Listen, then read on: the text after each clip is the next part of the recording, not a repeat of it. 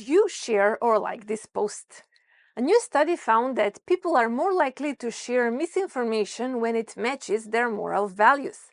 Let's see how they found that out. It is generally accepted that we can group moral values into two broad types: binding values, which focus on group cohesion, like loyalty, purity, or respect for authority, and individualizing values, which center on individual rights and well-being, like caring for others or valuing fairness. The researchers recruited active Twitter users and showed them posts commenting on headlines like this one. Each comment was framed to reflect either individualizing value, binding value, or no moral value at all. Some headlines were true, others were false. Participants had to say how likely they were to share each post. The results? People were more likely to say they would share a post if it matched their own moral values, especially when the post was false. For true posts, this alignment didn't matter as much, or at all. People who prioritized binding values were more likely to say they would share a post framed in binding terms, like the one on the screen, more so than posts framed neutrally or using individualizing values. Likewise, those who prioritize individualizing values said they were more likely to share posts framed with care or fairness.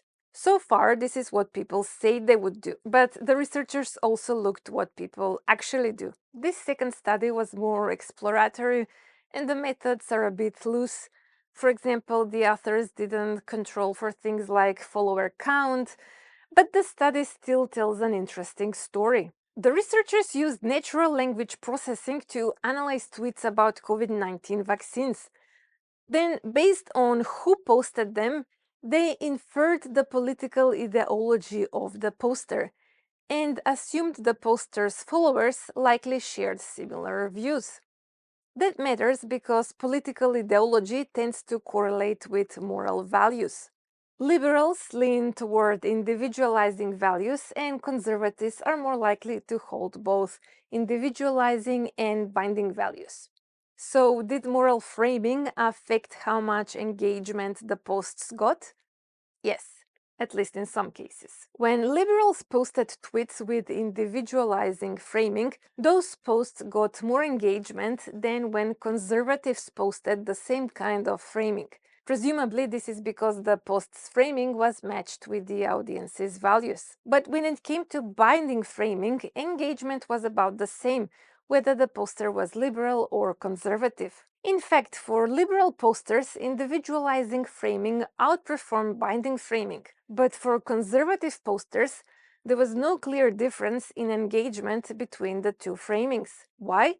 Possibly because conservatives are responsive to both types of values. They're tuned into both group cohesion and individual rights. So across both studies, what people say and what people do, it seems like we are drawn to content aligned with our values. Does this match your experience online? Let me know in the comments below, and I'll see you next time. Thanks for watching!